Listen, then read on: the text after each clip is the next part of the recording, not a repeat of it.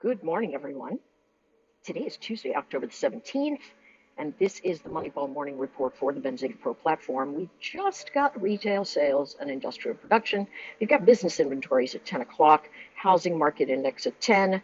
We've got Fed speaking, and then the short-term bonds, the 4-week, 8-week, 4-month, um, that sort of thing. Wednesday, going to have housing starts and permits. Remember, tomorrow I'm traveling home and part of Thursday, so it's going to be a little bit weird. I'm going to do video tonight after the closing of the day, so you'll have something to look at for tomorrow.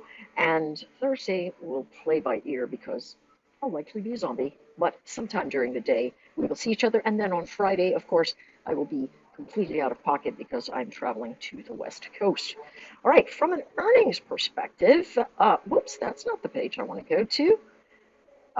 Let's see what we've got here from our earnings page on the Pro Benzinga platform.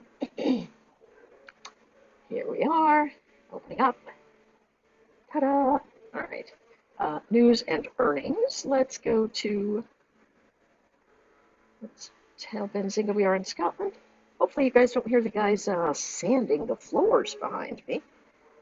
But we'll see what happens. Okay, let's go to today. Yeah. All right. Uh, this week.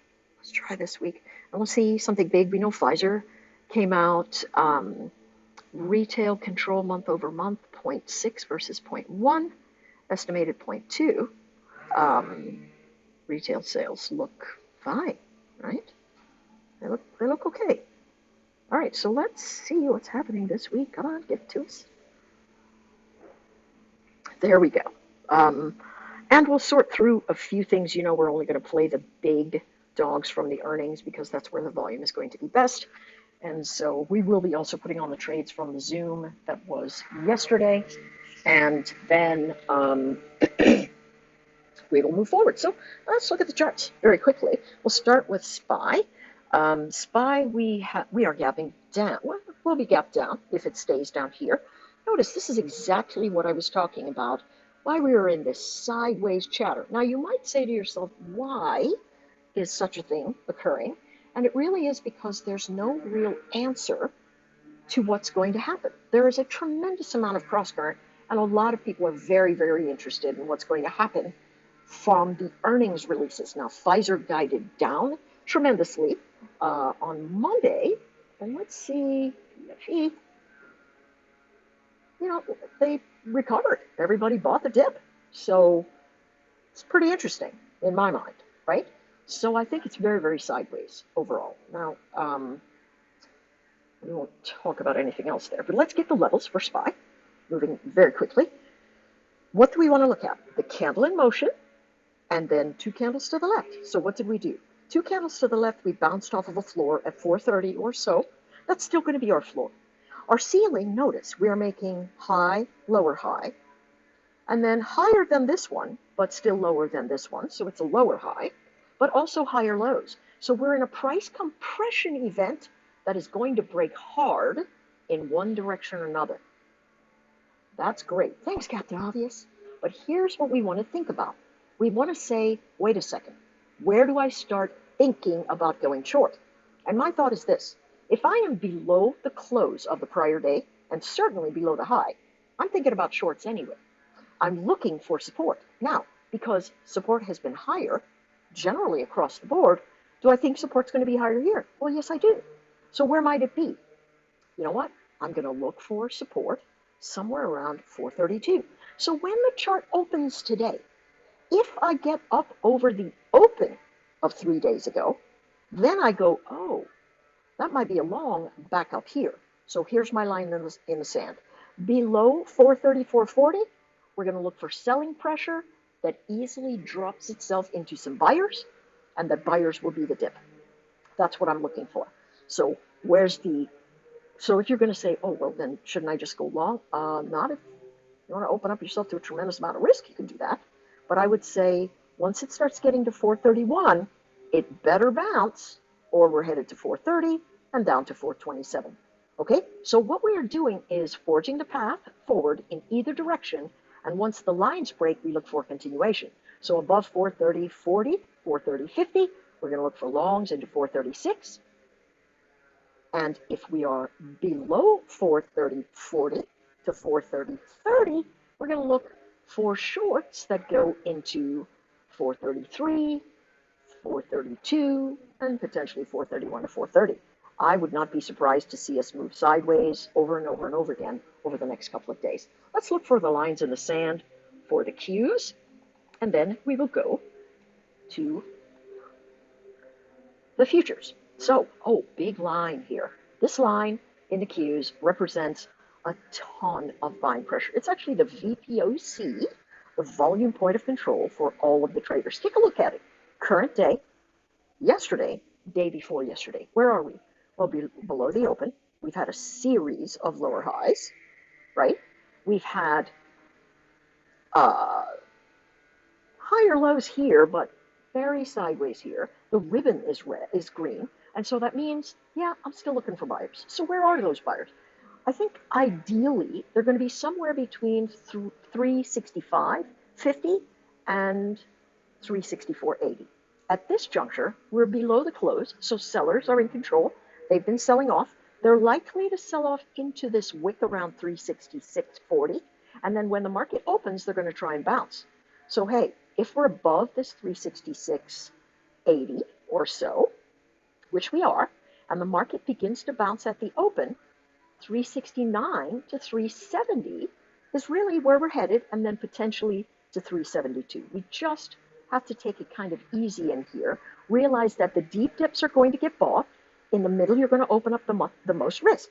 So below 366.50, we're going to see if we can get a support at 364.90, either potentially short into that zone. And if it begins to lift, you know you're going to turn right around and come back into the range. But this is a broadening formation, right? We're making higher highs and lower lows, and then all of a sudden, the pattern is compressing again. So we went from broadening to potentially compressing, and that's going to get us the same thing, a breakout. I think it's going to be an earnings move. I don't know what direction, but I can tell you that a lot of the option traders are expecting tech to really move us higher, and I'm not really sure that that's the right play. But we'll see. All right, taking a look at the ES, look at our levels. Listen, last time we came here, there was a bounce pass, right? 43.80 to 43.82. Let's look for the same here because there's so much price compression sitting right around this zone, right? I expect buyers to come in here. So look for them. Go down to your 15-minute because I like it better than any of the others in terms of making a nice tight trade.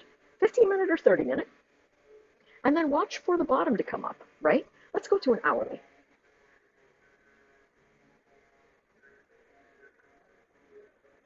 All right, look at this. Lower lows coming into this zone. See the 43.82 level. And then this zone right here, 43.80, 43.77, right? These are important numbers for us to look at, this 43.77 here. We can look over here, and we can see all kinds of pressure saying, hey, I want to head higher. So that's going to be the first thing. They're going to come and buy the dip. But because it's downward, what's going to happen? That bounce right here is going to collapse because everybody that went long here is going to want to get out. So you see them. They're buying that very dip, that 380, 382 region. They're buying it. Watch it collapse up here. It's natural. When it pulls back, listen, what is the slope of this formation? It's down. So if you're trading this time frame, it's going to be bounces are going to give you sell zones, and you're going to watch for either a double bottom or a higher low. If we lose 43.80, I think we head back to 43.50, 43.60. That's my thought. If we break 4,400, we have a lot of sellers at 44.07. We saw it from yesterday. But if we break 4,400, maybe 44.15 to 44.19. I have no idea, but my suspicion is we're sideways and the very deep dips will give us buy zones, right? We're not looking for shallow dips here to take a long and hold it for a couple of days. We're looking for a deep dip to do that sort of thing, all right? So what's happening here in the Qs? Well, it's got itself a deep dip, making lower lows. Here's the thing. If you're looking at this formation, what you should be doing is shorting as it collapses off this edge. And then when it comes here into these other wicks, you start taking profit and you move your stop all the way down. What is the chart doing here on the weekly formation? High, low, higher, high, higher, low, higher, high, lower high, higher low. So again, price compression, everybody waiting on the earnings. This is a really big earnings week ahead. Below this level of 15,170, we're going to see a shot at 15,024, 15,100, somewhere around there. Very, very messy, very messy. Okay, if we break above 15,250, we're going to head back into the VPOC. That's 15,290, 15,300, and that's probably where we are going to collapse as well. All right, but in this space, do not bottom pick. Wait for the very bottom and don't try to pick this higher low. Go to the very tight formations where you see the daily and the 4-hour collide and look for a bottoming there, okay? You don't want to do anything else. Let's take a look at oil.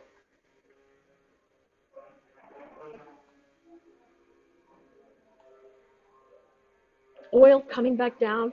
Man, I'm glad about that. That, I did not want to chase that one in. Went all the way to 88. Look at that from the weekly formation. So how do you catch a trade like that? Well, you have to be waiting. You have to be looking at your weekly. You have to be looking at it whenever that time is. That was 11 a.m. yesterday. And you have to go, oh, I'm losing that edge. I think I can go short. What is the trend? It's upward. So what do you want to do? As soon as you start getting to support, you want to take some profit. You want to take some profit. All right, let's take a look at gold.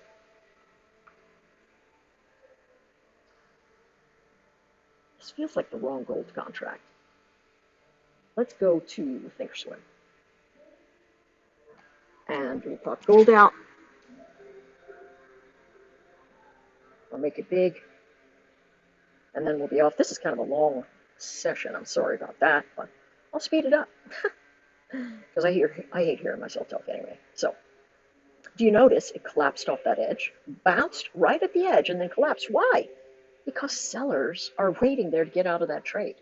All right, so let's take a look at gold and see where it's moving from a daily perspective, particularly over the last 9 months.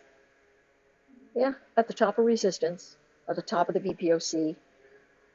This is kind of a big deal. I think gold bugs want this price action to hold here. They really, really do. I don't want to position in here yet, simply because I'm much more interested in seeing what the dollar's doing. And you know what?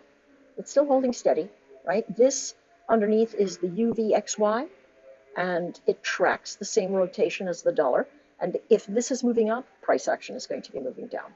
It just is what it is, so we're going to keep our eyes on this all day. Listen, good luck trading. We'll be putting some trades up about 15 minutes after the open today, and we'll see how it goes. All right, everybody, take care. Thanks for watching.